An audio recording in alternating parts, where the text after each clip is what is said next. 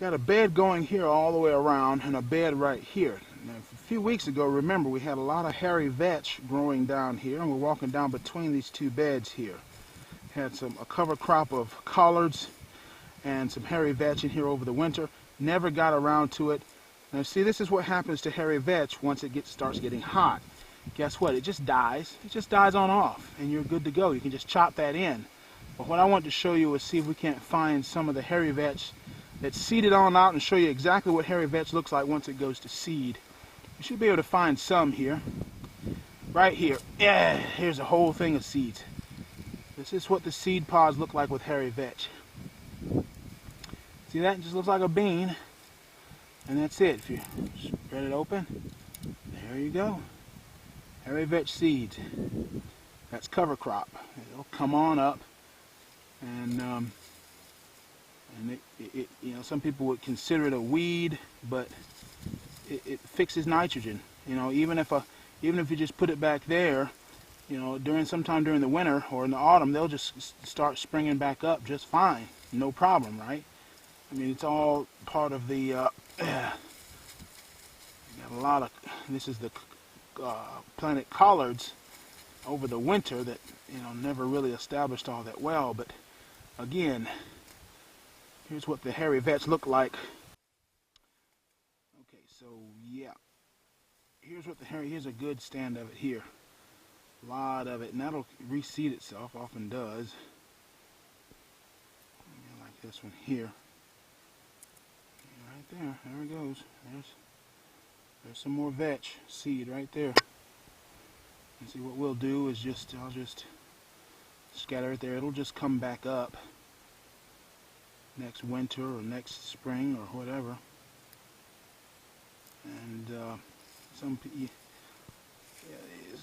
people are always so worried about weeds in their garden.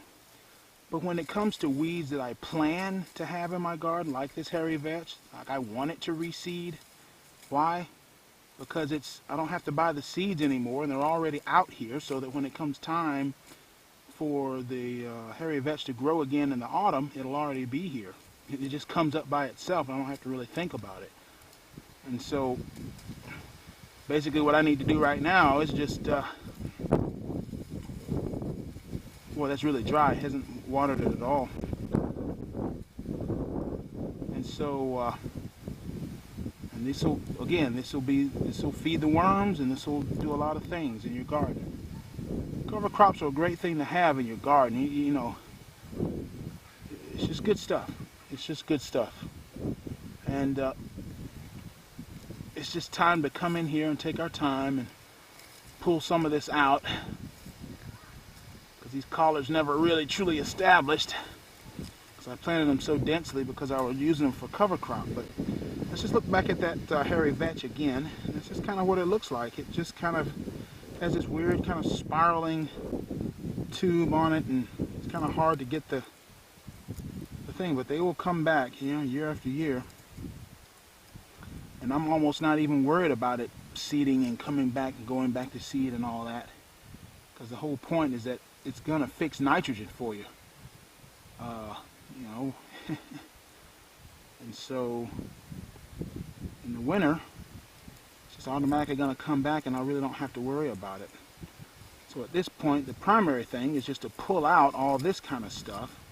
Probably gonna, no, I don't want that, but here's some hairy vetch here that's already died off. I'll just probably get a rake and pull it like that. It'll probably get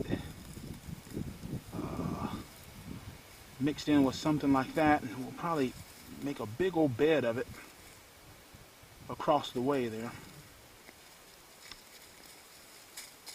A lot of work to do. Sometimes you just don't have the time to get to stuff like this. And I think sometimes it's good to have, as if we can see here, we got, I don't want to disorient it. We see here we got our turnip Swiss chard here that we're growing. We're just kind of eating on those. And then this here, in those two beds, the one that's coming all around here and this one here is just lying fallow. So we'll basically work this bed this year, and in that bed there, and the buckets there, and that's going to be the garden for this year. So essentially 2/3 of the garden is out of production, and all we're going to be doing is growing cover crop in this part, incorporating more soil, leaf mold, and compost there, and using this 2/3 of the garden as our compost pile. We can just bury compost, turn it in, do all kinds of things in it. And then a year from now we'll be planting in this one while these two lie fallow. And then the next year we'll be planting in this one while these two here on the sides lie fallow. All the while growing cover crop, mixing stuff in. If we have compost, just bury it right here in the bed. So with organics, about 2/3 of the garden is going to be out of production all the time. And you only have about 1/3 of the garden that you're actually growing anything to eat in. Why? So that you can replenish it. The ground is spending more time being replenished than it is stuff being taken out of it. That's how you have to think about it. And it works. And it saves me back pain and things like that because I just don't have the back strength. It's about time to pull these out because it's just way too hot for these turnips. It's about time to pull them out. Go ahead and blanch them in there in the kitchen, freeze them, eat them whenever we feel like it. Probably take the rest of the amaranth and the peppers in here and just flesh this on out and continue growing that way. It's time to give this a good watering. It's really getting too dry now. And doesn't take long for this Alabama sun combined with these raised beds to dry them out. So let's get to work, and that's what we'll be doing for the rest of the summer, is continuing to, these beds are doing fine. I'm not really worried about them. We'll continue to maybe pull them out and clean them up as time goes on. We'll definitely need to get these going and start pulling this out and then transplanting some other things back in to keep this one. That way you don't have to worry about working too much of the garden at one time. You can just work only a little bit of it. So build a garden that's 3 times as big as you need, and then only keep 1/3 of it in production at any time so that you have the time to actually work it, and the 2/3 are out of production just being regenerated. So check out greenhorngardening.com/clan to get your free download, right way to make and use organic fertilizers. Check you guys later.